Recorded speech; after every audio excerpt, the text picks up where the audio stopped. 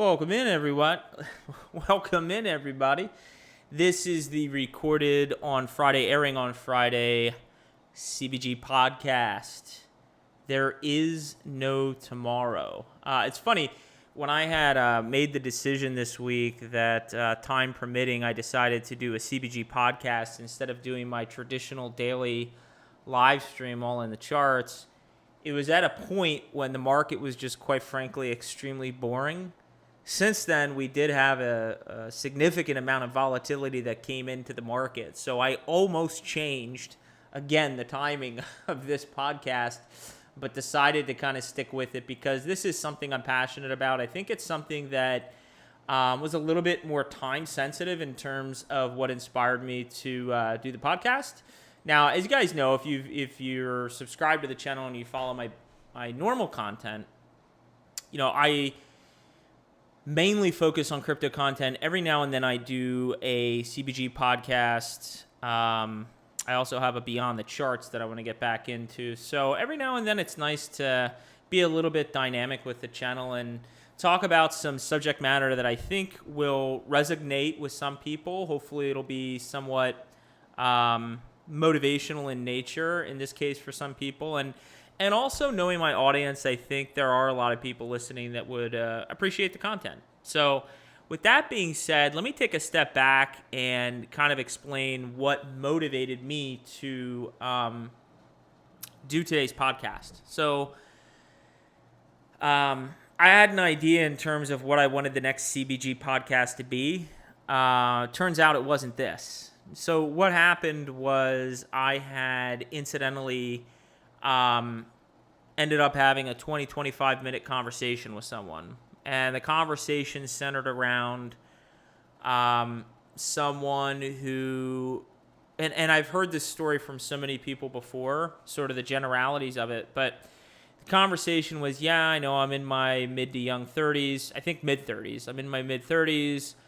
I sort of used to work out, fell off the horse, and, and I could tell this guy was a little bit overweight, definitely acknowledged that there were challenges culturally with food, and he wasn't at a place in his life that he wanted to be at. And I got to tell you guys, it's a hard thing. It's a really hard thing in life to acknowledge that you have some sort of what you view as an inadequacy, what I view as an opportunity to improve. It's really hard sometimes, I think just in general, to look in the mirror and say to yourself, I don't like the way this is trending in my life. I don't like the way this is going, and I want to change it. And to somebody, let me just say, to anyone listening who is at that point, it takes a tremendous amount of strength to be able to say that. I really mean that. It takes a tremendous amount of strength and a certain mindset to say, man, I don't like this about myself. Sometimes maybe I use humor to cover over the pain. Sometimes I get defensive about things, or whatever the case is. There's quiet moments, you have conversations with yourself where you don't like that about yourself. And I think the first step is acknowledging it, which is a huge step. The second step is putting an action plan in place. Is to put an action plan in place and I'm going to have to ask people in the comments feed to reserve your comments and limit your comments to some people who are challenged with that, because it's very distracting, else you're going to get booted from the live stream. I'm really trying to have a value-added conversation here, Evan. So try to keep the comments to minimal. But, it definitely, it takes a lot to acknowledge something that you're struggling with. And now the next step is actually deciding how you're actually going to implement something. So we had a really good conversation, and like I said, it was about 20 to 25 minutes, and I'm going to go into some personal things here. I've always said on this live stream, if you've ever wanted to know if I'm genuine and authentic, I think of at least anyone I listen to on YouTube, I think I'm about as transparent as it gets in many respects. So I think I sort of, there's certain risks with that, but as I've always said, making yourself vulnerable in certain situations, I think there's an opportunity there to reach people and to help somebody out. So I hope you find some value in this podcast, because like I said, beyond the personal things, the items that we're going to touch on today are, I would say, arguably the biggest passions in my life. Being nutrition and working out and, working hard towards things. That sort of has defined who I've been my entire life. So that has, that's what drove me to do today's podcast. So let me just take a step back very briefly for everyone new who is to the podcast and doesn't actually know me, just to give a little bit of a brief background on myself. I'm 42. I have been training since the age of 14 in June of 1996. Not that I'm keeping track, but, consistently in the past 28 years, I've been weight training. It's been a huge passion of my life. I genuinely love weight training. It's something that, it's funny to look back on. I used to make fun of my dad when I was a kid because he'd be downstairs making noises and bench pressing, and now I'm far worse than that. So it's funny how we sort of as a kid, we're all kids at one moment in our life, but exercise and nutrition has always been something that has defined me in many ways, and it's been a learning process. If you were to look at a lot of the ways that I trained or a lot of the ways that I ate, it's a lot different today than it was in years past. And that, to me, just spells growth, right? We all learn things along the way. I've always taken the opportunity, I believe, to really keep an open ear to those around me whose values I respected, to try to take away something positive and educational from that. And so through the years, my training programs have looked different. The time I spend in the gym has looked different. How I approach training looks a lot different. How I eat looks a lot different. So let's come up to current day. So as many of you are aware, I had shared on my channel back in January, at the very beginning of the year, why I was off YouTube for so long. So last year I had a cancer diagnosis. It's pretty tough. I've said to a few people, if you want a moment in life where you realize how finite life is and that you're not invincible, because whether if you're listening to this podcast and you're in your 20s or 30s, whether you realize it or not, in many respects, implicitly, you believe that you're invincible. Whether you make the statement or think it, you just haven't had the adversity in your life, for most of you, to think otherwise. But when someone tells you with conviction, I had 2 biopsies. I needed a second biopsy to convince me. I was just in disbelief. But when you are diagnosed with a cancer diagnosis, it really does, it psychologically makes, there's a lot that goes on, but psychologically it makes you realize how finite life was, or is. And one of the things that I did during that time, when I was, going through all of the challenges associated with having my thyroid ripped out and all my hormones, all of it. I'm talking metabolism, I'm talking testosterone, I'm talking everything was fucked up.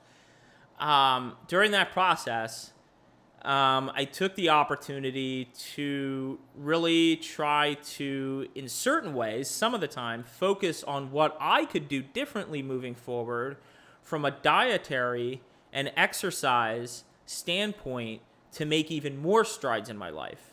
If I'm being honest with myself, when I kind of look back on my own lifting career, if that's what you want to call it, I think in some ways I sort of got comfortable with just being in great shape. Believe me, I'm an extremely humble person, but I'm in great shape, all right? I always have been because I earned it. But I think in some ways I sort of got comfortable with that. And while I would challenge myself in the gym, there were certain things nutritionally and certain things even from a exercise philosophy standpoint that certainly I could have challenged myself more on.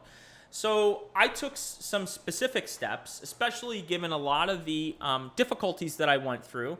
There's a very personal photo in the thumbnail. If you actually look on your screen right now, of course, this is an auditory-only podcast, so I'll spare you all from looking at my beautiful face. But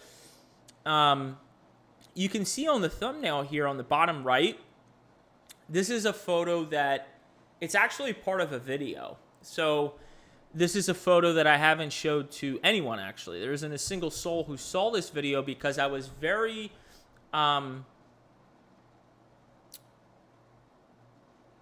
This moment here, this photo, okay?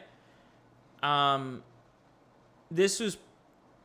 I don't know, there were a lot of challenging times throughout my diagnosis, but this photo brings me back to a point in my life that wasn't that long ago. You can actually see the incision on my neck here, and you can see it's like a glue they put on here that kind of peels off. It was pretty bad. I called it Earthworm Jim. For all those who want to go back to an old NES analogy there, it looked like I had an Earthworm Jim right on my neck there. So, but this really does, in all sincerity, bring me back to a point in time that was definitely, at the very least, one of the most difficult times. Because I remember, and I shared this on the podcast back in January, I remember looking in the mirror in January and not even knowing who I was. I looked at myself physically, and I felt like, I'm just going to tell you exactly what I was thinking. I looked at my chest, and I thought my chest was melting into my abdomen. I had like a flap of skin between my pecs. My abs were pretty much non-existent. I felt disgusting. I wasn't going to the gym. This was like 2 weeks in. I couldn't eat normally how I would eat based on dietary restrictions, and I felt like my body was like falling apart. Like I had never taken 2 weeks off, and I don't know what it was. I still to this day just wonder some of the numbing agents that they give you to go through a surgery, an extensive surgery like this, because keep in mind my cancer had spread to the side of my neck, so I had a neck discectomy as well. I still wonder if that had some sort of impact on my chest area. But anyway, the whole point is I felt disgusted when I looked in the mirror at myself, and it was I knew myself to look a certain way all of my life. And I just didn't recognize myself, and it was horrible. It was honestly horrible, and it's the most I can relate to someone now who challenges looking in the mirror at themselves, and they're not happy about the way they look. There was an aesthetic. I guess you could say, think of it this way. When you're used to looking at yourself and seeing yourself a certain way because you've earned it, you work hard, you treat your body like a temple for the most part. You don't put anything illegal or questionable into your body. You just know you've done it the right way. Like you've done things the right way, and then you look in the mirror one day and you're like, what the fuck, man? What the fuck? Like I don't even recognize who I am. So there is a part of me that looks at this picture many, many months later, this is a very recent picture, and is humbly proud of where I've gotten to. And this might surprise a lot of you guys, but growing up and being muscular and being fit and being ripped or being whatever words you want to use, there has been a large part of me over the course of my life that has been very not shy. I'm definitely in many respects a shy person in certain settings, but a person who had a complex in many ways in the back of my head that people would look at me and see me in this way here and perceive me to be a certain way, right? The guy, if I was walking down the street shirtless, people would look at me and say, oh, he's trying to show off. Versus if someone was walking right next to me shirtless and they looked average, quote unquote average, no one would think anything of it, right? So in many ways, because of my physical appearance, this might come as a surprise, I actually was very self-conscious about what people would think. I didn't want people to view me a certain way that I'm not. But having gone through what I went through and earning, especially after all the struggles I've gone through to get to this point where I'm at right now, I feel there are very few things in my life that I can say this out loud about. I feel goddamn proud of where I'm at right now. I have fucking earned it. Earned every last motherfucking ounce of it. And that drive and that desire and that level of humble pride, that humble accomplishment is really what I would want everyone to feel in life, in whatever facet. And today we're talking about nutrition, but I would want everyone to feel that way. Like if you look in the mirror and you're not at a place in your life where you're comfortable with what you see, and you look in the mirror and you feel confident, you feel good about yourself. If that's not where you're at in life, you need to get to a place where you are there. You need to. It is a requirement in life. It sounds a little corny, but I believe it to be true. You cannot love someone else until you love yourself. I mean, you have to respect yourself and, in a sense, love yourself before you can truly begin to respect and love other people. I know for myself, one of the things, like I said, getting back to the educational component of taking some time to learn what I could do differently moving forward. So I'll give you a couple tidbits of information I'm doing differently before we get into some things speaking to you guys. So one thing that I've begun to actively do for the past, I implemented it at some point in May. One of the things when I look back that I really missed doing for a couple different reasons was going for walks. You know, I couldn't hit the gym, but I would go for walks. And one of the things I learned is no matter what your activity level is, you should be getting quote-unquote steps throughout the day. So I spend a lot of time in the gym. I do a lot of weightlifting, okay? Between warming up, I'm talking about a true dynamic warm-up. Yes, guys, you should do a dynamic warm-up before you start weight training, static stretching at the end, which I always do, and cardio, because whether the cardio is just like a static cardio at the gym or whether it's interval training, I do cardio every day. I'm there literally 2.5 to 3 hours. Yes, 2.5 to 3 hours in the gym. It's a lot of time, I know. But I make time for it. So I'm there for 2.5 to 3 hours, but if I'm actually sitting around all day or I have a sitting, standing desk, you guys know if you follow me on all in the charts, I'm standing.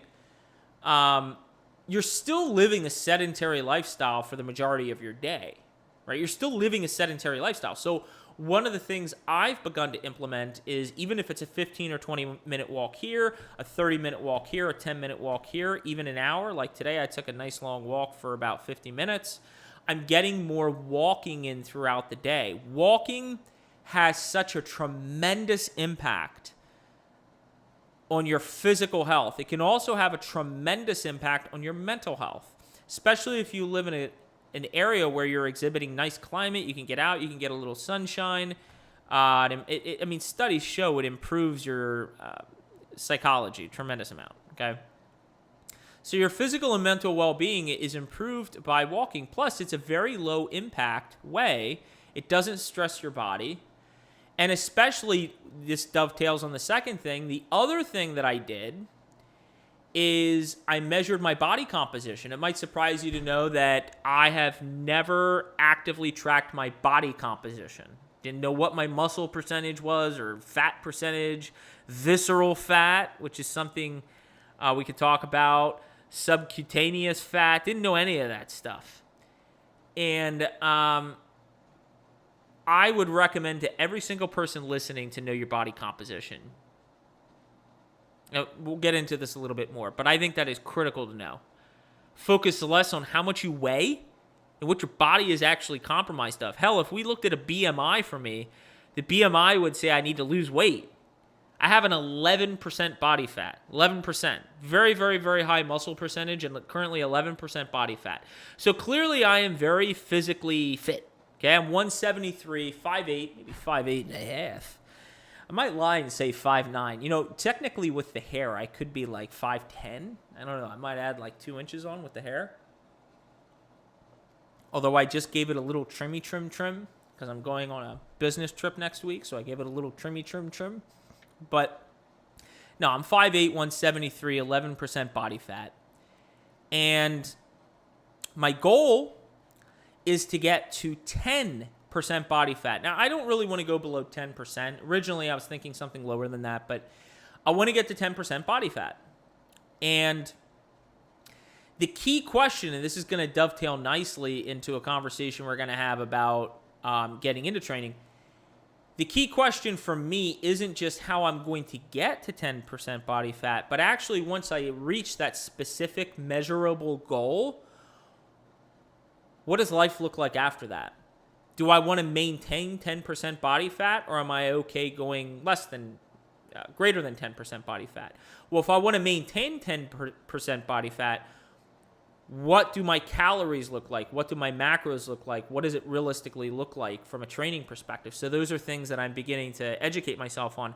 And the last thing I would say that I never thought I would do, and some of this was driven by my hormones being all messed up, which I'm close to getting back on track. I'm not quite there yet, but I'm very, very close working with my endocrinologist. I began tracking my calories, which was a lot easier than I thought. I used to bust on one of my friends for tracking his macros all the time. He's like a cerebral assassin when it comes to the gym. He's all about form and tracking his macros, and I bust his balls a lot. You know him as Mini Shift here, but bust his balls a lot. Really good guy, but we have differences in terms of how we train and how we've approached things from that standpoint. But I'll tell you this, I give him a lot of credit, and I give anyone a lot of credit that tracks your macros. If you think about it, if you want your financial portfolio to do well, don't you have to actively track your investments, track the performance of how your investments are performing in order to maximize the potential for long-term growth? So why would you not track your calories? If you have specific measurable goals, right? Let's say you're at 25% body fat, which if you're a male and you're at 25% body fat, you're overweight. You're obese. And if you're not obese and you have a skinny fat going on, you got to lose some of that body fat because it's going to come with some really bad health complications down the road. So if you're at 25% body fat, how in the hell are you ever going to get down to, say, 15% body fat over the course of a healthy range of time? How are you going to lose 10% of your body fat? Let's say it happens in a year. I don't know. I'm just throwing out a ballpark. Let's just say you lose roughly 1% a month. So let's just say it's roughly a year. How are you going to do that without tracking your calories? You need something to tell you what the ratio of protein, carbohydrate, and fats should be. You should need something that restricts your calories to whatever it should be. You're not going to lose weight unless you're in a calorie deficit. So yes, I am tracking calories. It's a lot easier than I thought it would be. So one of the things I'm thinking about moving forward is, okay, I'm going to get to this goal of 10%. I have all the confidence in the world I'm going to achieve that. But again, what does my caloric intake look like if I want to maintain that 10%? And how does tracking my macros look moving forward? Because in some respects, I anticipate tracking my macros to look a little bit different a year from now. But in some respects, it's going to look the same, right? I am going to track kind of high level everything moving forward, but some things will change, and I acknowledge that. But that's really being able to answer those questions is what will set me up for long-term success. And I guess last thing I would focus on for myself before I talk about things in general and how they might relate to you is just the consistency that's needed in order to achieve results. Guys, there's really, and I'll probably hit on this at some point during the podcast again, it's very common in society, depending whatever it is we are talking about, okay? To have a prescription for wishful thinking. Everybody wants a shortcut in life. Prescriptions for wishful thinking. It's a phrase that stuck out to me my third year in college. I was in an insurance class, third year in college. I remember this guy. He was a tall white dude with white hair, short hair. I don't know. Maybe he was like a retired guy that went into I don't know. He seemed like the sort of dude that retired from his profession and went into teaching insurance classes part-time at a college, but whatever. Nice dude. But I remember him using the phrase prescriptions for wishful thinking. And the premise is everybody wants that magic pill to achieve what they want overnight. It doesn't work that way. Yeah, sure. I mean, you could start using steroids, and you could start using other pills. I just use the word steroids because I don't have a fucking clue about any of that stuff. People use terms, I'm like, I don't know what the hell you're talking about.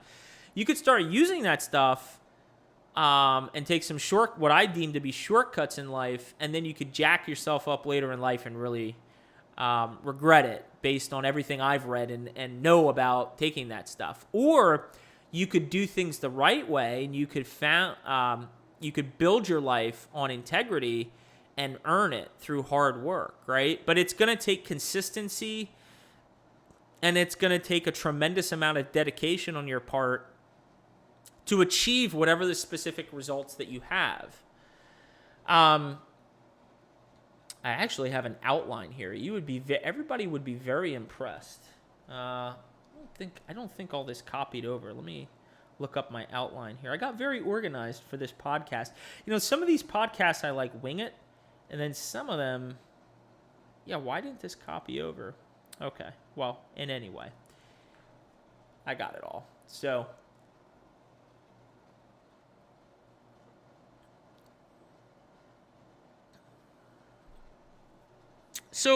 kind of in circling back to the conversation that I had with the gentleman I was talking to for like 20, 25 minutes that spurred this entire podcast, I guess the first natural question to ask yourself, if you're at a point in life and you are sort of like the majority of, quite honestly, mid-30s, even 40s, I'll just say mid-30s, guys in their mid-30s who talk about their glory days and have found that they don't go to a gym anymore, or it's very sporadic.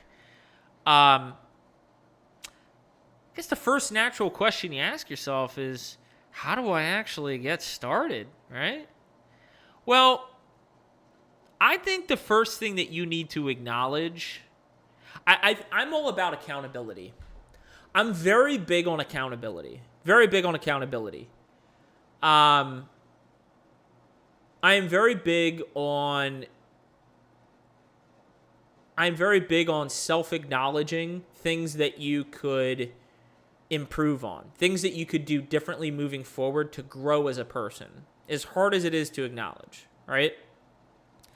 I can be stubborn as fuck with certain things, but I feel like I'm more than willing to acknowledge opportunities in my own life that I have to grow as a human being. And I think those things are found fundamentally important to your personal and self-growth and to have success in relationships that you have, whatever they are. And I'm not talking about romantic relationships. I'm talking about friendships. I'm talking about everything.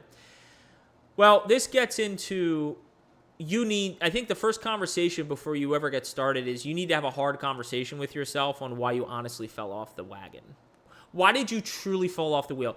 I don't want to hear a story about how much you used to bench press or squat. I honestly could care less. That's what you used to be able to do, right? Everybody for a brief moment in time can do something. It's the people in this life who are consistent about things and have an action plan and put it to action, who are actually the 1%. The people who really go after it and are diligent about it and do not allow setbacks to deter them from what they want to do. Those are the people that get out and fucking get it, right? I can speak to that in many facets of my life. Whether you're talking about my career or you're talking about the gym. There are many opportunities in my own life where I could have sat back and said, I don't have time for this. Guys, I am not the guy who's married and has 5 kids, okay? So if you're going to come at me from the angle and say, well, I'm married and I got kids and I just don't have time. Look, I'm not being insensitive by saying this. I'm being a realist, and I'm giving you some factual information. If going to the gym was important to you, you would make some fucking time for it. While I can't relate to that, I'll tell you what I can relate to. I can relate between my 20s to my young 30s having 2 full-time jobs to get a credential that was arguably the most difficult exam exam process of any profession. So if I was putting in around 80 hours of work a week, I still got into the fucking gym. I still had a relation. During that process, I actually got married during that process. So I made time for personal relationships. I made time for the gym. Maybe my gym routine needed to look different. And I made time for my career. You can make the fucking time if you want to make it. If I had to get up at 4 a.m. to get to the gym at 4:30, the shit got done. There are no excuses. So you got to be real with yourself. Be honest. If we're going to have some I'm sorry for the conversation. I got to keep things frank. If we're going to have some pussy-ass conversation about how I just don't have the time and I can't get up at 4 a.m. and that's just so unrealistic, then fucking continue to live your life the way you're living it now and be mediocre. If what you want is mediocrity in your life, continue, please, to have that mindset. Please. There is nothing that aggravates me more in this life, perhaps, than people who I see have all the potential in the world to do great in this life, and they settle. They settle for less. They make excuses.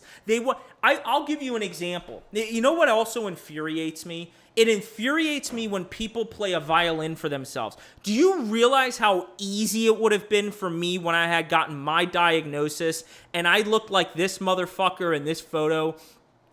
Do you realize how easy it would have been for me to crawl up in a hole and say, man, this just isn't fair.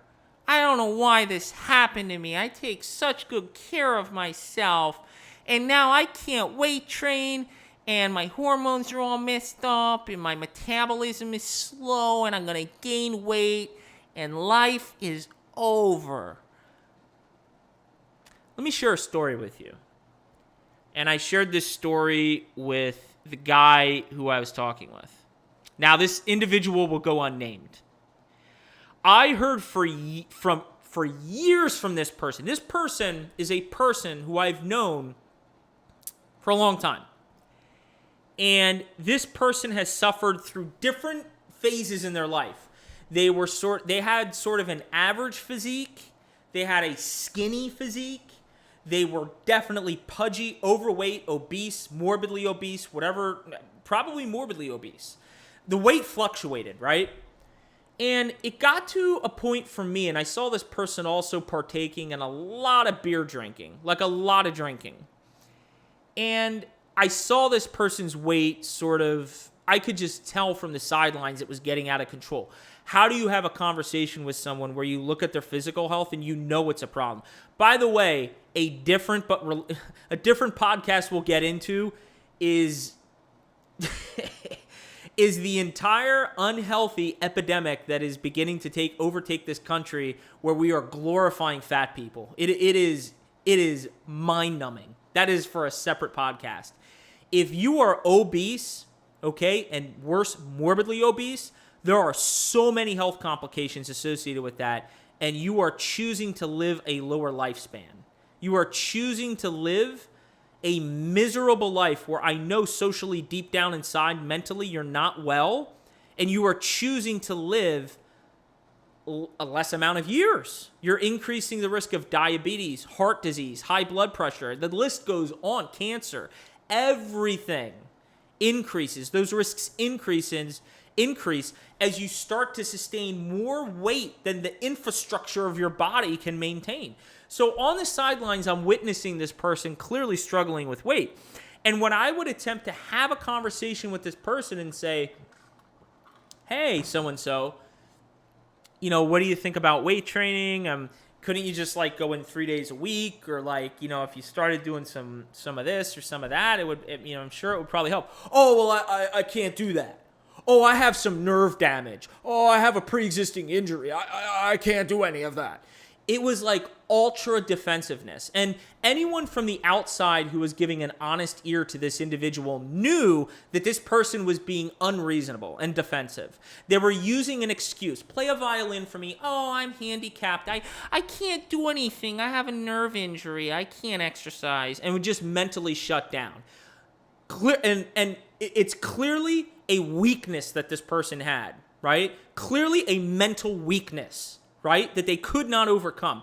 Let me tell you what happened. Sometimes you can't do this. You can't tap someone. You gotta fucking slam them over the head. Slam them over the head, okay? So what happened, this person who was at the time, I want to say they were right around the age of 32, 31. They went to the doctor, and the doctor told them that their blood pressure was out of whack, like really out of whack, and very overweight. Okay? And something about that moment in time when this person spoke to the doctor at the age of 31, 32, realizing that at this young age of life, he was going to die prematurely if he didn't change things, probably because his eating was out of control and he was drinking too much. If he didn't start to lose weight, he would die. So do you know what magically happened? All of a sudden, the nerve damage must have not existed. This dude, first off, did a tremendous amount of cardio and lost a lot of weight. So he got pretty thin.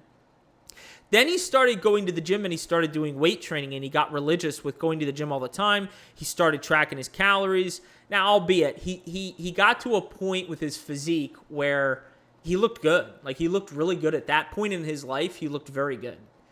And it's in certain ways, kind of when I look back, it's kind of comical.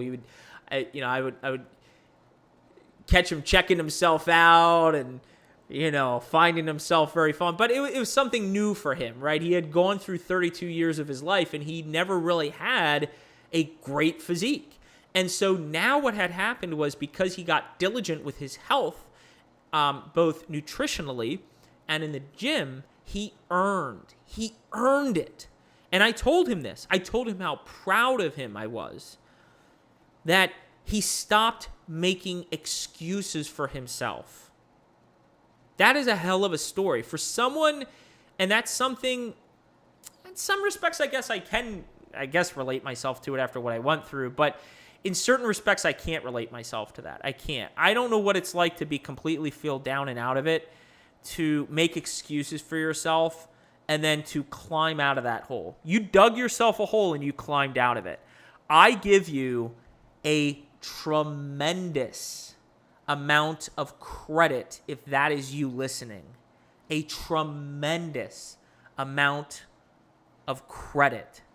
So whatever excuses that you, the listener, are making right now on why you cannot get into a gym and begin a regular exercise routine, please first acknowledge that it's you telling yourself you can't do this. It's not because you can't do it physically. It's not because you don't have time for it. It's because, number one, whatever physical ailments that you have, you're not choosing to work around it. Whatever limited time you have, you're not choosing to make time for it. That's the first thing that you have to acknowledge. The second thing that you need to acknowledge is the nutrition plan. And while this podcast isn't going to go into specific things surrounding nutrition, I can at least provide a general roadmap, high level, in terms of how you should be thinking. First off, if you are the person listening who's a little overweight, and I'd rather not even focus on weight for the sake of conversation here based on how I'm attempting to articulate things, I would prefer to focus on the fundamental concept of body composition. If you are the person who has a high fat percentage composition, okay, which unfortunately are most Americans in the United States, okay, they have a very, you could weigh less than me. You could be 5'8" and 160 pounds, but you could have a 25% body fat ratio, no muscle, right? That is very unhealthy, okay? I'd rather weigh 173 and have 11% body fat than be 160 and have 25% body fat, all right? Any doctor would tell you the same. So if that is you and you have the body fat percentage that's high, that is that high, and one of your aims is to lose weight and gain muscle, I strongly encourage you to download. Wait, is it FitnessPal or MyFitnessPal? No, I forgot the name of it. MyFitnessPal, okay, or anything similar. Put in your body weight and your goal body weight, and you need to be on a plan that holds you accountable to, first off, a caloric restriction, which is the only thing that's going to help you lose weight and body fat. And it's also going to help you break down what the general composition of your caloric intake should be: proteins, fats, and carbohydrates. You need all three.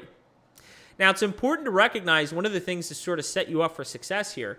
You can't go from 0 to 100, right? Some people, and I can understand this, some people feel overwhelmed at the thought of getting into a routine, because what happens is when they look in the mirror, they see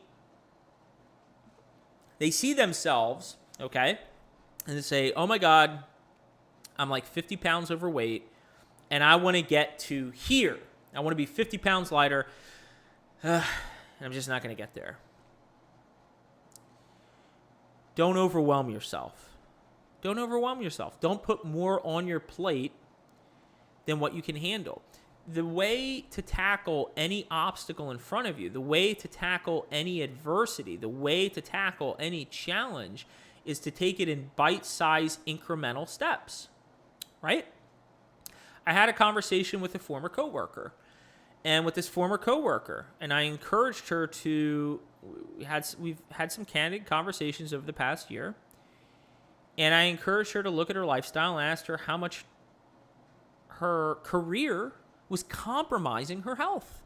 All the business travel, all the caffeine, all the quick meals, fast food, no exercise. Look, so-and-so, don't overwhelm yourself. Start educating yourself, first off, on some really good healthy foods, and begin incorporating those healthy foods in your diet. You can't go from eating fast food every other day to eating chicken, rice, and broccoli every day. You will fucking hate your life. And you will have something that is unsustainable for the long term. One of the key things that you will note that I'm going to touch on in this podcast, you need something that is sustainable for the long term. The biggest hurdle to overcome is not losing the weight or getting to a specific measurable goal of a certain body fat percentage. It's how do you maintain that? There are so many people that relapse. So many people go through a program, and in many cases, it's too extreme, something they can't handle, something that gets them to a specific point in time, but something that isn't well thought out in advance to sustain the success that they achieved. And so what happens is when they relapse because they had something that was unsustainable, they say, oh, I already tried that. It doesn't work. It's a fallacy. It's a horrible mindset to have. So begin implementing incremental steps. Begin educating yourself on what good, wholesome foods look like and implement those into your diet. Begin recognizing that if you're not walking at all throughout the day, start walking 20 to 30 minutes in a day. You're not walking at all. Just 20 minutes. 20 to 30 minutes in a day. That's it. If you want to get into weight training, I am not suggesting, and I will say, if you want to burn fat and build muscle, you do need resistance training. You do need weight training. So if you want to implement a weight training program into your regimen, which I would encourage everyone to do, begin with 3 days a week. Just start with 3 days a week. You can't go in 7 days a week and go all fucking in. You're going to get burned out and it's unsustainable, right? 3 days and build upon there. Educate yourself and understand what some foundational good exercises are. And maybe you go in 3 days a week and it's a total body workout. You do a bench press, you do a squat, you do some seated rows. Just a couple foundational exercises to build some core strength And then you begin to expand out from there, right? But I would encourage everyone to at least go through a period in their life where you track your macros and understand what it is that you're intaking. You know, one of the most gratifying things to me, for as long as I've been doing this, when I started tracking my macros, I had no idea what my body fat percentage was, right? So I measured it, and I was like, oh, I'm at 12. Okay, 12 and a half. I think it was 12 and a half. 12 and a half. 12 and a half? Was it 12? 12 and a half. 12 and a half. And I was like, okay, well, that's very healthy.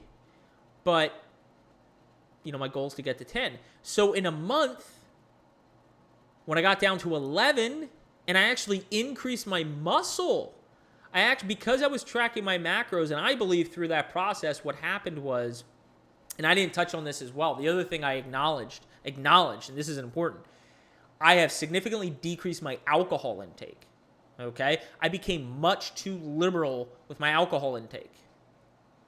And I'll get into why specifically, what measurable I looked at that said, oh man, I need to start slimming down the alcohol intake.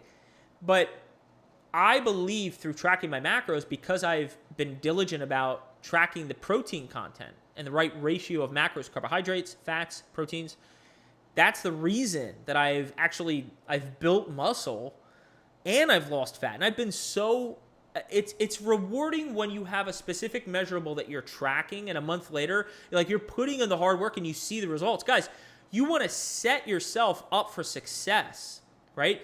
You need to put an action plan in place that is difficult to achieve but attainable. You need something that's going to drive you and something you can work hard at but is achievable, right? You can't have something where it's so easily achievable you're going to hit it. Like, I know I'm going to hit this. No, you need something where part of you questions it, right? Like, this is definitely going to be very challenging, but in the back of your mind that it's very doable, right? Again, a common pitfall that many people fall into when they try to start up a healthy routine. You got a lot of these New Year's resolution. I don't know if you guys are New Year's resolution people. I am not a New Year's resolution person. That's just never been me. I think it's mainly because I'm always setting goals for myself. I'm always trying to, actively better myself in some way. So I don't need a certain time of the year to, if it's your thing, it's your thing, right? I just don't need that New Year's resolution thing, right? But I lost my train of thought. I was going to make a joke, but I'm going to refrain. But what I was going to say is you want to avoid one of those pitfalls, which is setting unrealistic expectations for yourself. You can't have it be so lofty you'll never achieve it. You can't have it be so easy it's not worth going after, right? You've got to you have to set some realistic goals for yourself to set yourself up for success and hold yourself accountable. If you continue to lie to yourself and tell yourself the same things that you're telling yourself if you're in a rut right now, you're going to be in the same point in time you are today a year from now. It's just going to be the same thing, and you'll continue lying to yourself. So I think tracking your macros is a very important thing, and I wouldn't overly complicate it. The more wholesome, nutritious foods you can implement into your diet. Now, my only dietary restriction really is I choose not to eat red meat, and I'm not going to argue with anyone over this. Maybe I'll change my mind tomorrow.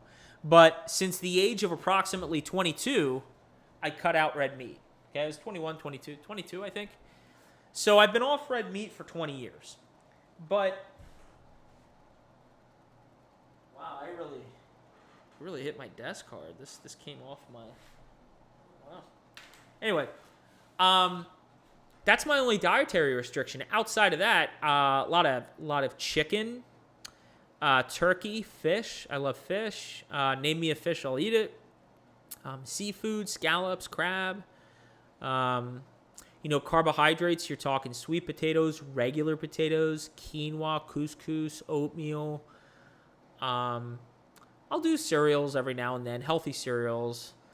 Healthy. I don't keep any junk cereals. I don't keep any junk cereals on me. I love me some Fruity Pebbles, but clearly I don't love it that much because I don't keep it on me. Some healthy fats, avocados, olive oil. Get your omega-3 fats. I just bought some hemp seed. Good nuts, Brazil nuts, almonds, macadamia nuts. I like macadamia nuts, but they're very rich. So, and again, that kind of brings me into another related topic here, which is beyond comprising your portfolio of food. Oh, and healthy greens. For the love of God, I eat a lot of healthy greens. I mean, Brussels sprouts.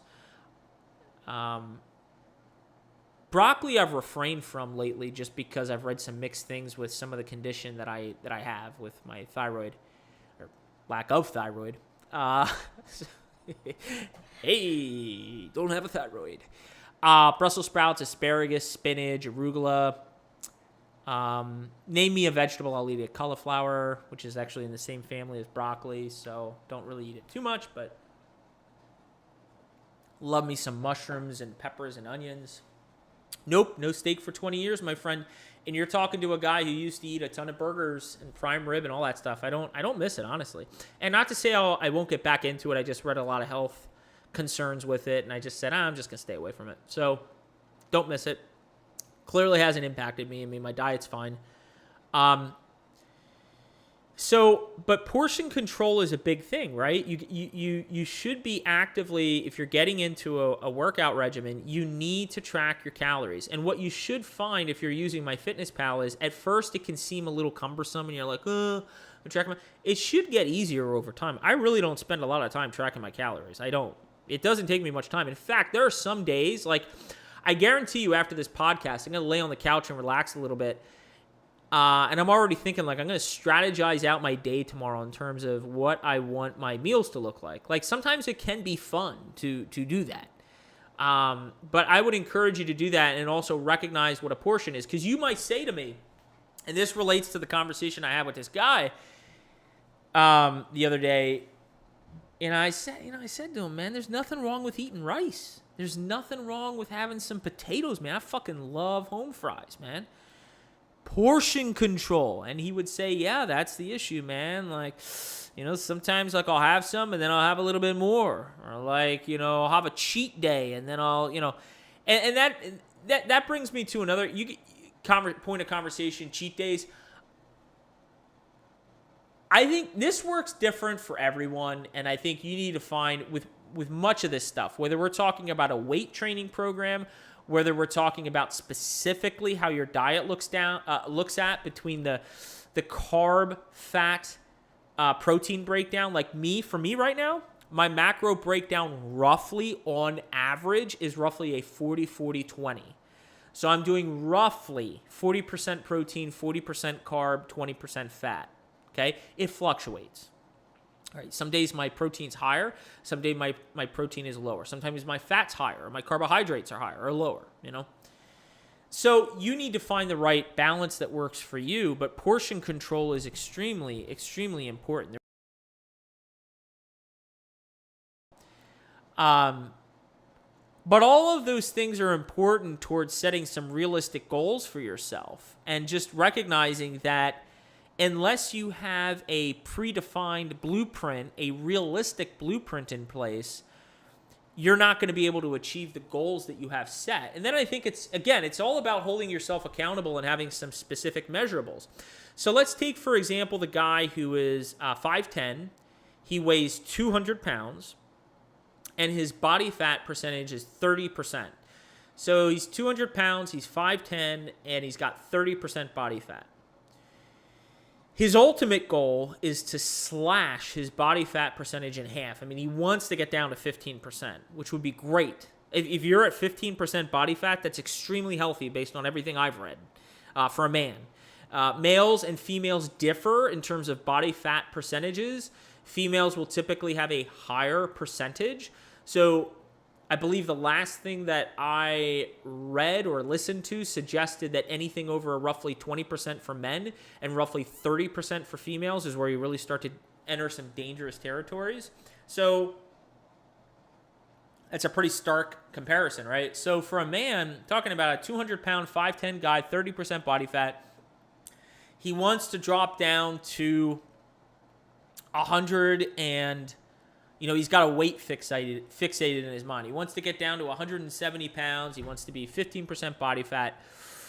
A couple things I would say to that to set yourself up for success. First off, download MyFitnessPal. Or I don't care if I'm not a sponsor of them. I don't have a promo code. I probably should look into it. Download anything that's going to track your macros, okay? And then what I would suggest doing is putting together a meal plan for yourself every day, your macro breakdown that is realistic. You can't go from consuming 4,000 calories a day to 1,000. You will kill yourself. You cannot go from eating Taco Bell twice a week to eating chicken, rice, broccoli, and oatmeal every day. You will fucking murder yourself. You will hate the world, okay? You'll make yourself miserable, and you will make everyone else miserable around you. And I don't know about you, but I want to live in a happy world, all right? I don't believe in rainbows and unicorns. I was going to make another inappropriate joke that I won't make about a community that has more acronyms than I think that continue to evolve over time that I can't even pronounce, so I'll refrain from making that joke. But what I will say is I want to live in a happy world, and part of living in a happy world is being surrounded by happy people. Don't you want to be happy? So the way you can increase your level of happiness, okay, so all kidding aside, the way you can increase your success rate, okay, with implementing something successful, step into it. So if you're at 4,000 calories a day, back off.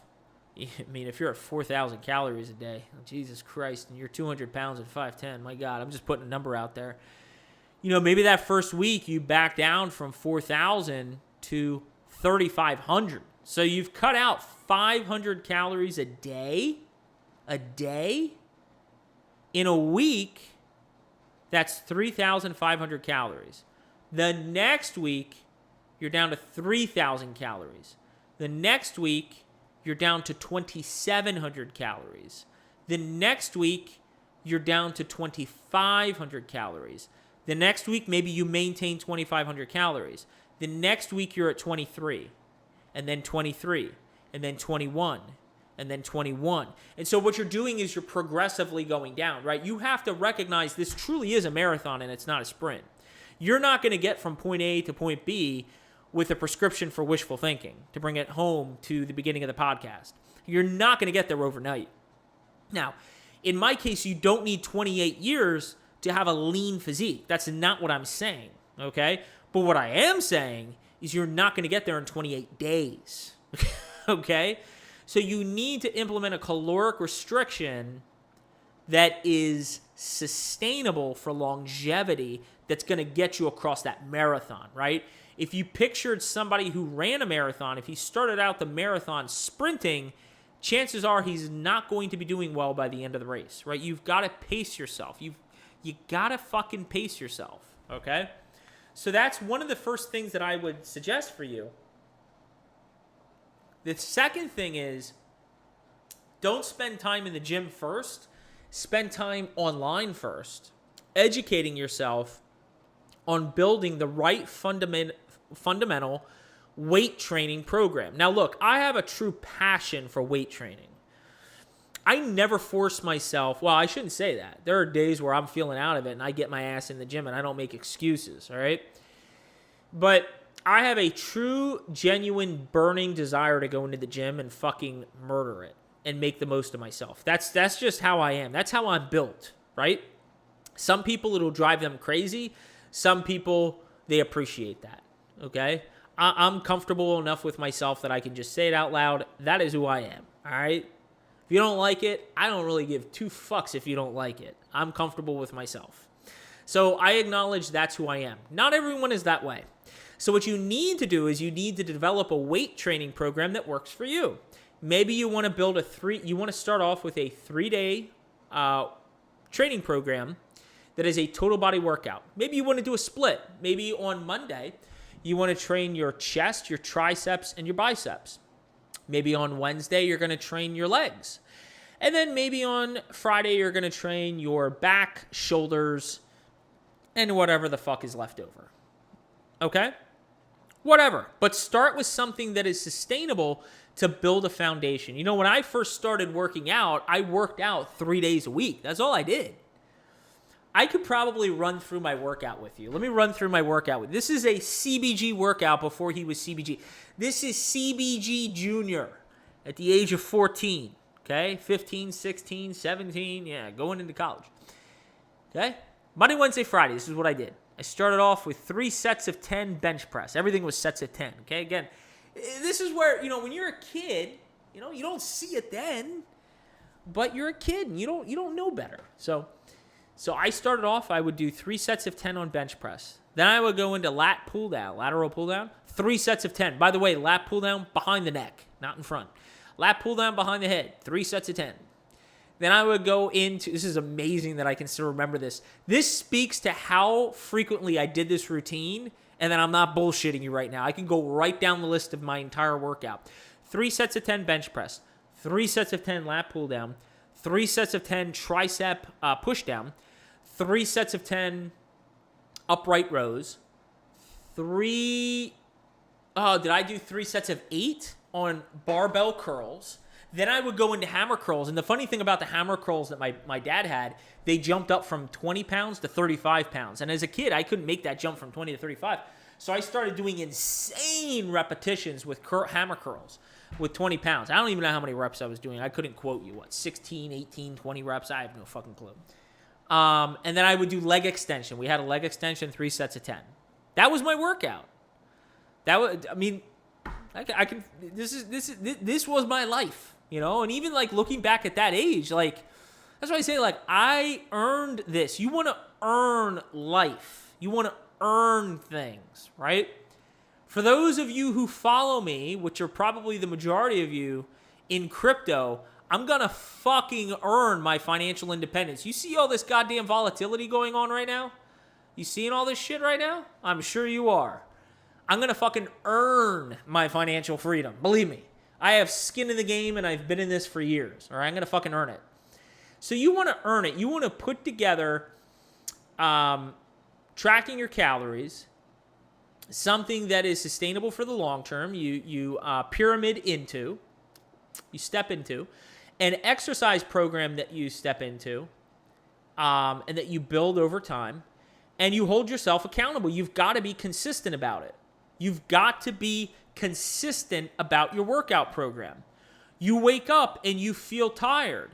Fucking man up, man. You know, I'm thinking about, there was a woman who's in the gym, and if you're following me on Instagram at Crypto Bulbagod, a little plug for my Instagram, if you guys want to give me a little follow there. I mostly keep the Instagram to gym stuff, gym motivational stuff, right? And there is a woman on there who is married to a buddy of mine, and they're expecting their first child. She's pregnant, and she's still in the gym, staying active and doing things. I give her all of the fucking credit in the world. And I tell her at every opportunity that I see her, every day that I see her in the gym, okay? This is a shout out to you if you're in the unlikely event that you're listening. You are the hardest working motherfucker in that gym. I don't care how much I'm sweating and it looks like I'm out of breath and I'm doing this and I'm doing that. You are the hardest working person in the gym. You are working out for 2, okay? So guys, the next time you pussy up and you're like, I didn't sleep well, and it's been a long day. I have a really long project at work. Fucking man up, man. There's some pregnant lady in the gym right now fucking squatting out, even squatting, doing bench press, doing all this shit, and you're laying in bed giving some excuse that you can't make it into the gym. Like, how pathetic do you sound when you literally put it in that frame? Like, how pathetic does it sound that you're curling up in the fetal position like a little baby and saying you can't make it into the gym? Clearly, that's the mindset that put you in the position you're in today. Fucking man up and get your ass into the gym. This podcast is going to be completely demonetized with the amount of profanity. This is not the podcast you listen to. I've been sitting this whole time. I gotta stand up here. Whew. This is not the podcast that you listen to if you if you're trying to better the likelihood that you're seated on the right hand of God in terms of profanity. My apologies. I will try to get better, although that's sort of a lie. Let me see what else I have noted here. And this is another important point that I wanted to touch on, and I want to make sure that this comes through very clearly. And that is, guys, and I'm speaking from a guy's perspective, right? It really applies both ways, okay? It applies to women and men, but I'm speaking from a man's point of view, okay? Because I am a man, okay? Hopefully. That much I know about myself. There's a lot of things I question in life, but one thing I know is when I look between my legs, I know what I am.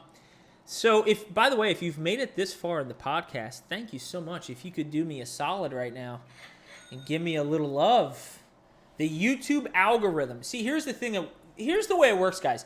If you're listening to the podcast right now and you're not engaging in any way and dropping a single comment, not 55 comments. Thank you, Evan, for refraining. If you're not engaging and leaving a comment or you're not hitting the thumbs up, YouTube deems me to be a horrendously terrible channel, and they won't promote it to other people who are listening to other similar content. So if you think this is a value-added discussion and you think others would benefit from hearing what I have to share, then you should hit the thumbs up button because it'll increase the likelihood it will reach someone else. It's really that simple. And Juan, it is not dangerous for someone who is pregnant to do light weight training that a doctor is aware of, right? It actually can help with the delivery process. So read up on that. But yeah, you don't want to be, she shouldn't be going into the gym squatting 200 pounds. But if she's doing some light aerobic weight training exercise, no, it's actually extremely healthy and encouraged. So read up on that. Anyway, the other thing I wanted to talk about is the attractiveness. Now, initially, guys, you might be thinking to yourself, well, you son of a bitch. Look at you. You got your abs poking out here. You got your little titties here and your biceps and your veins are bulging out like a giant penis here. Yeah, easy for you to say. Not all women find that attractive. Guys, I'm not talking about that. I'm not talking about the aesthetics. Although you're kidding yourself. You're kidding yourself if you think that anyone would rather be with someone 50 pounds overweight versus at least having a decent composition, a body composition. You're kidding yourself if you think otherwise. I'm not actually talking about aesthetics. There is a certain level of attraction that comes with being someone who works hard, is dedicated, puts a priority on physical and mental well-being.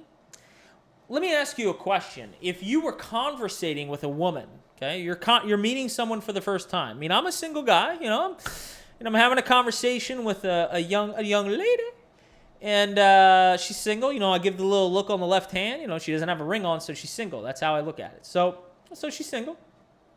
All right, I had a little conversation with her. You tell me which sounds more attractive to you. Yeah,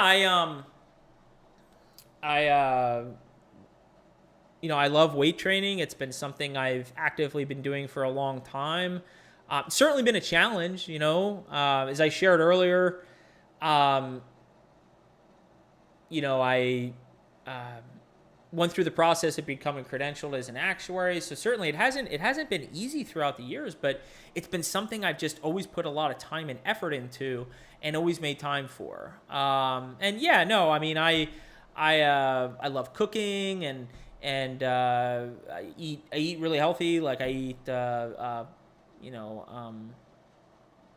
fish and you go into all these healthy foods, how you typically eat. And I don't know where, now I'm losing track of my story here. The point is I share with this person, I eat healthy. I love cooking. I exercise. I take care of myself in that respect. And I'm very diligent about it. Versus if I came across to someone and I'm having a conversation with them, I'm real good at my job's going real well. It's been really taking over things. Like, just haven't really had time. Like back in the day, it's funny. Like these dudes who make time for the gym, I'm like, psh, like how do they even have time for that? Like who has time to spend an hour in the gym, right? Like I used to do that back in the day, like in my 20s, man. I used to play football and I used to weight train with the guys. I'd meet up after work, and that kind of fell wayside the past several years. My job's just sort of taking over. Life takes over. I just don't really have time for it. So, every now and then I try to get out and go for a light jog, but I just sort of sounds like someone who's making excuses and procrastinates on life. Who in the fuck would want a partner in life who procrastinates and makes excuses for themselves? Look, everyone has their challenges in life. Everyone. Everyone has their struggles. Okay? I have personal struggles. Just like anyone else. But if what you're doing is readily advertising to someone of the opposite sex, okay, guys, we're talking about women here. If you're advertising to a woman that you're making excuses, you're 50 pounds overweight, yeah, it is what it is. You just don't have time for it. It's something you used to do. You tell me if that's more attractive than the person who says, yeah, basically I got my shit together and I work out and I take care of myself. I weight train. Plus, the other thing I would share with you guys is that being in shape and having a positive self-image of yourself instills confidence. There's a certain way that most guys have a tendency to carry themselves and conduct themselves that exudes confidence. Now, that's a lot different than being arrogant. There's nothing that pisses me off. It falls right underneath being materialistic. Materialistic, if you've been following me for a while, is the number one thing that rubs me the wrong way. So if I'm around somebody who's materialistic, it gets underneath my skin. The thing that falls right underneath that is someone who's arrogant. I can't stand an arrogant motherfucker. But there's a difference between being arrogant and being confident. Now, I've shared this before, but a great analogy is based on how someone walks. And I'm thinking of someone in the community that I live at. This person is a person I've seen train with someone. I will say hi to the trainer, and in the same hello, I'll look at that person. I never get eye contact. When I'm walking, he's looking down. There is something to be said about the posture, the way that you walk. Do you have your shoulders upright? Do you have your head straight forward? And does it look like you have a clear sense of direction and there's purpose for which you are walking to? Or do you have your shoulders slumped? Is your head down and you're giving limited to no eye contact? I can tell you right now, and intuitively it should make sense, what studies suggest comes across as more flattering, more confident, more just more appealing to a woman. Guys, if you want to be more attractive to a woman, and I'm not even talking once again about the aesthetics, get your ass in shape. Get your ass into a gym and stop eating like a 13-year-old child. It amazes me. Some people, for whatever reason, never outgrow the tendencies of a 13-year-old child. They still eat like they're 13. Guys, you're 35, not 13. Stop fucking eating Chipotle, Taco Bell, and McDonald's. Learn how to cook. Learn how to eat wholesome foods. Eat a fucking salad. If you're 35 and you're unwilling to try new foods and cook, I honestly, you're in a hole, man. Whether you realize it or not, you're in a goddamn hole, and you gotta climb out of it. And if you don't, keep in mind, if you choose to stay in the hole that you're digging for yourself and you want to continue eating your Taco Bell, McDonald's, being 50 pounds overweight, having a 30% body fat, and making excuses on why you can't get into a gym, you will attract in your life who you are. You will attract the same type of people. So if the life you're living today, that if you're honest with yourself, if you're having a one-on-one conversation with yourself in the mirror that no one else hears but you, it's a private, personal conversation between you and God or you, however you want to look at it, okay? If you don't like the direction that your life is going, if you continue doing the same things, it's insanity. Doing the same thing over and over and over and over again and expecting different results is pure insanity. And you will attract the same people into your life that you are exhibiting. I guarantee you that. There really isn't anything on my All in the Charts live stream I ever guarantee. I always talk about probabilities, right? Probabilities. I always talk about market direction and what is most likely and least likely based on factual empirical data. I'm telling you right now, I'm not telling you what is probable. I'm telling you a guarantee. Guys, if you are 50 pounds overweight, you have a 30% body fat, you work real hard at your job, you make a lot of money, or maybe you don't make a lot of money. Maybe you're not doing much with your life, and you always have an excuse for why you can't work out. You'll either attract a gold digger if you're rich, or if you're not rich, you're going to attract someone who's exactly like you. Versus if you have an attractive personality type that's someone who is a go-getter, someone who works out hard, someone who sets clear goals for themselves, takes care of their body physically, and if you're taking care of yourself physically, it's going to do wonders for you mentally. You're going to attract the same thing into your life. Guarantee it. Now, I'm not here to give relationship advice because clearly at the age of 42 and being single and not married, clearly I'm not apparently the right person to give relationship advice to, because if my life had worked out differently at this point in life and I was at a point in life that I would have otherwise wanted to be at, I would have had a successful marriage and perhaps had a child or two by now, but that has not happened. Although I would also argue that if you actually, now I'm going to get analytical, if you actually were to break down in a pie chart the percentage of people who are married and divorced, it's about 50-50. And then if you look at the 50% of people who are married, there's probably only about 20% that are really happily married. The other 30% are either pretending or doing it because they have kids. But I don't want to get on a side tangent. But the point is that there isn't anything, if you approach it in the right manner, that will be negative for you about implementing a proper nutrition strategy and a proper gym strategy. Put a plan in place and do not wait until tomorrow. There really is no tomorrow. If you're making an excuse, like I was talking with this guy and I literally said to him, when he was telling me, he acknowledged, right? I always have the same conversation. It's like the same conversation with the same person. They always say like, yeah, no, I got to do this, and I got to start doing this. And I just looked at him. I literally looked at him without blinking, and I said, there is no tomorrow. Then do it tomorrow. Then start tomorrow. Well, start today, I guess. But there is no tomorrow. Start today. Stop telling me that you're going to do this shit. You need to do it like the next day. If you continue with that mindset, you're never going to do it. You'll never, I promise you. And your weight is going to continue to spiral out of control.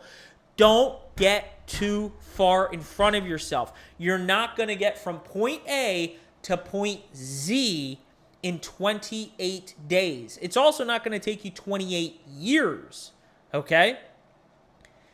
You have to put a strategy in place that you're taking steps. If you're climbing a pyramid and you look too far up, it's unrealistic. It's unrealistic to ever think you're going to get up there.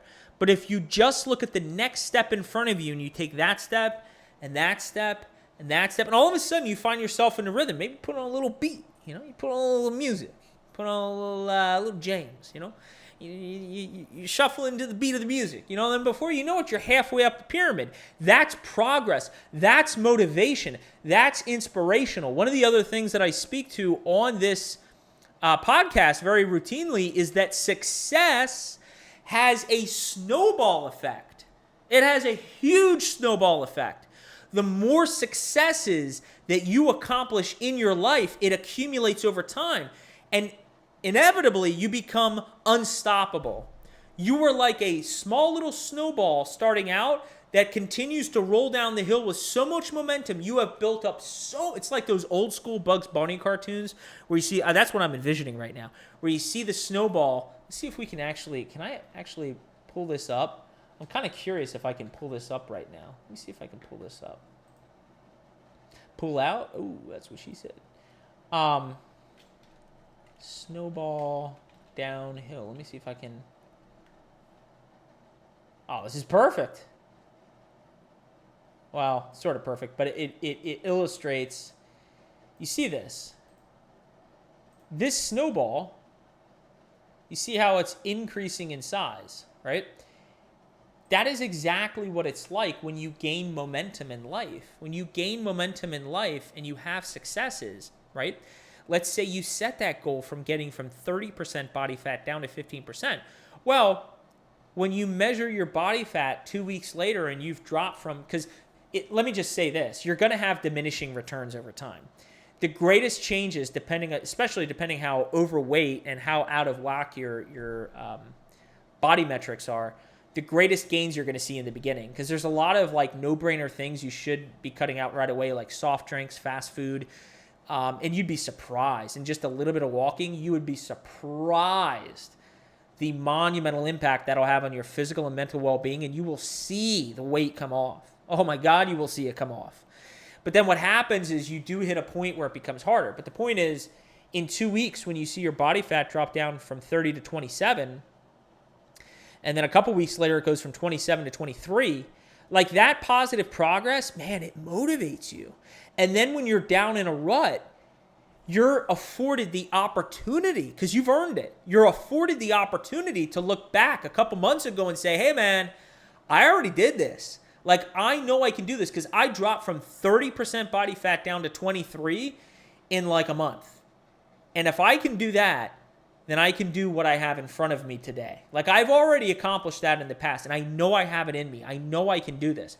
There were times struggling, and I shared this back in January, when I was at this point here, and I was going through all the challenges of my surgery and all the mental struggles and all that stuff. Deep down inside, I kept reassuring myself, man, you spent too many years, man. You spent too many years earning what you have. You are not giving up. You are not giving up. You earned this. And you know that you can do this. You know that you can do this. And it's the thing to remind yourself when you go into the gym. You know, I quite often have conversations with people where I talk about comparisons. If you want to use a comparison with someone as a source of motivation, I don't think there's anything wrong with that. But ultimately, at the end of the day, the only competition in the gym is what you see in the mirror when you look straight ahead. It's the only thing is you. That's the only thing I'm personally competing with when I go into a gym. I'm competing with myself. I expect an extraordinary amount out of myself. And if I feel like I'm giving anything less than that, and if I'm not getting that out of what I'm doing, something's got to change. I've got to do something different, because I know I can do it, and I expect an extraordinary amount out of myself. You should be competing against yourself. You can use other things for motivation. You can use this conversation. You could look at how I train and say, man, I want to, I'd like to be able to do some of what that guy's doing or something like that. I don't think there's anything wrong with that. But ultimately, at the end of the day, you should go into the gym and look in the mirror and stay in your lane and say, this is who I'm competing with. I want to be a different person moving forward. How am I going to accomplish that? That is what you should be having the conversation about. That is what you should be focused on. You're not going to look like the guy on Instagram with a six-pack. You're not going to look like the guy who's been touched up in all these photos. And ladies, the same goes to you. I think social media in many ways has done a lot of damage to the psychology of people. You're not going to look like those touched up photos.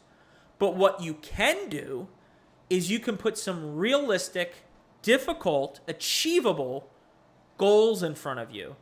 And step by step by step, you can achieve those goals if you truly believe in yourself. I always tell you guys, like, I really am a nobody.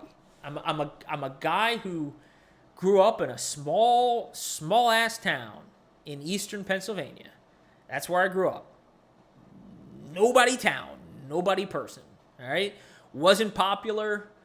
Got picked on a lot when I was in, man, 7th grade was a brutal year. Then when I started weight training, people stopped picking on me. You might find that a little ironic, but no, I was a nobody. And I am no different than you. That's what you have to, like, and again, kind of going back to the beginning of the conversation, near the beginning, it's what infuriates me with people that I feel like I see the potential in so many people out there that I think can do so much great in this world with themselves and with others, and I see them squander it. I see them become complacent in life. I see them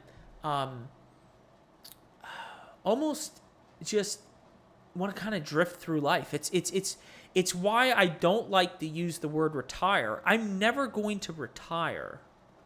I'm going to become financially independent. I'm going to get to a point where I have what I term for me, fuck you money. Fuck you money says I don't need to rely on a W-2. That is going to happen. I believe in that. I'm working towards that. But financial independence to me is very different than being retired. Retired to me feels lazy. It feels like I'm going to kick back and fucking lay on a couch and have a nap in the middle of the day, and then maybe I'll have a steak for dinner, watch a movie, and fall asleep. Like, that is misery to me. Maybe one day a week doing that is fine. But every day? Fuck no, man. I want to enjoy life, and the way that I enjoy life is finding challenge out of it. Challenge is what keeps things real and interesting and leads to personal and self-growth. If you don't have true adversity and challenge in your life, you're fucking coasting and you're not getting anything out of it. Nothing. I'm trying to think of any closing thoughts I wanted to share with you guys. This live stream has been going on for a long time. In conclusion, what I would say is, I'll keep it at this. You need to enact a goal, or you need to enact a plan, recognizing that you need to take, number one, incremental steps to get to where you ultimately want to go. And your goals will change over time. They should. If you're evolving as a person, your goals and outlooks should change over time. But you want to have incremental steps in order to achieve those goals. Number two, you need to ensure to have a plan in place to set yourself up for long-term success. Think about the NFL player. You hear about this pretty often. Think about the NFL player that makes millions of dollars, right? Came from nothing, made millions of dollars, and 5 years later, they're bankrupt. Why was that? Because they were flooded with wealth. They didn't know what to do with it. They got bad advice more than likely, and they lost it. You can achieve something great. I mean, getting a multi-million-dollar contract in the NFL, you're part of the less than 1%. You've achieved a huge milestone in life. But the huge milestone to me in life really isn't getting the contract and the wealth. It's maintaining it. So, and much like I'm thinking of the story I shared with you with the person who got hit over the head and got himself in shape. Look, if I'm being honest with you and he's listening, he lost a lot of that. His body composition has changed through the years. Like, he lost a lot of that leanness, that athletic look. He lost that. He didn't maintain it. He hasn't maintained it. He hasn't. And maybe he's comfortable with that. Maybe he's okay with that. But I think where I'm going with this is, it's one thing to get to a point in life and achieve a goal. It's another to maintain it. So it is critical. It is so critical that when you look at your nutrition and you look at your exercise regimen, that you implement ultimately something that is sustainable for the long term. And make sure at the end of the day, and maybe this is the last point, what is so fundamentally important, maybe this is the most important point of the entire podcast. At the end of the day, you have to look in the mirror and genuinely be happy with yourself.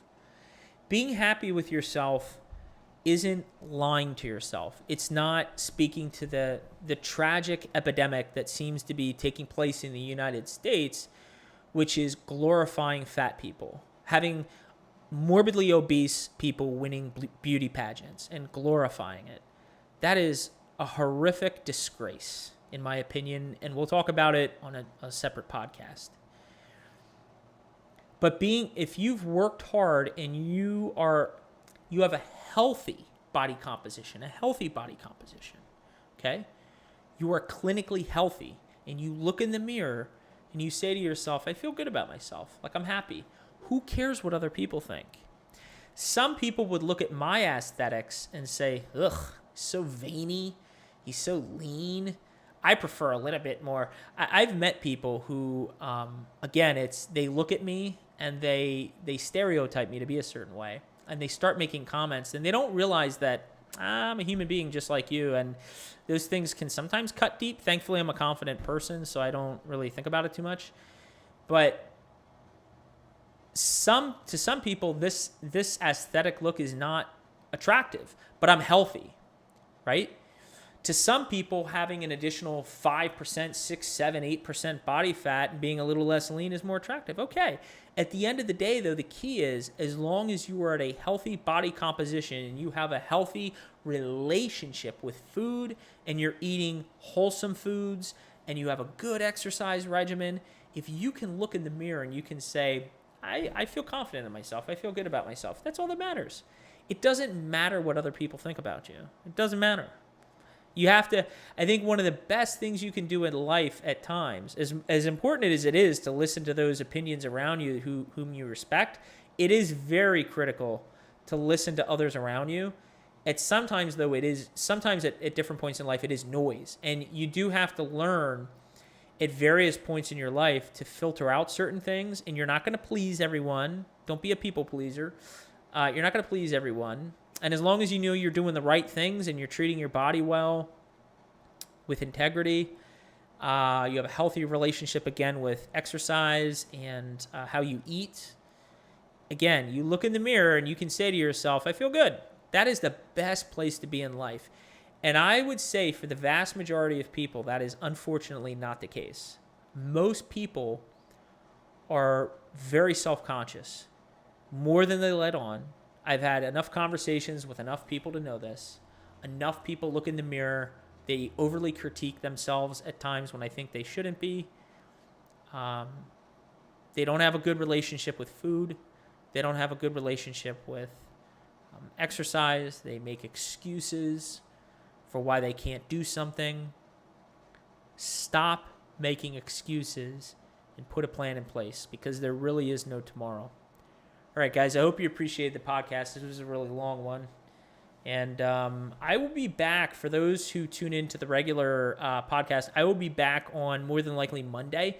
I doubt I'll be here Sunday. There is a possibility I might choose to do a weekly close on Sunday. But I will be back at the very latest on Monday. And then just as a heads up, I will be traveling on business this upcoming week, and I'll make sure to announce it next week. But I will have a little bit more limited exposure on YouTube this coming week because I will be traveling for business. So, guys, I hope you have a great weekend if I don't talk to you beforehand. And thank you so much for tuning in. Until next time, let's all spread awareness and let's carry the education forward. Thank you so much.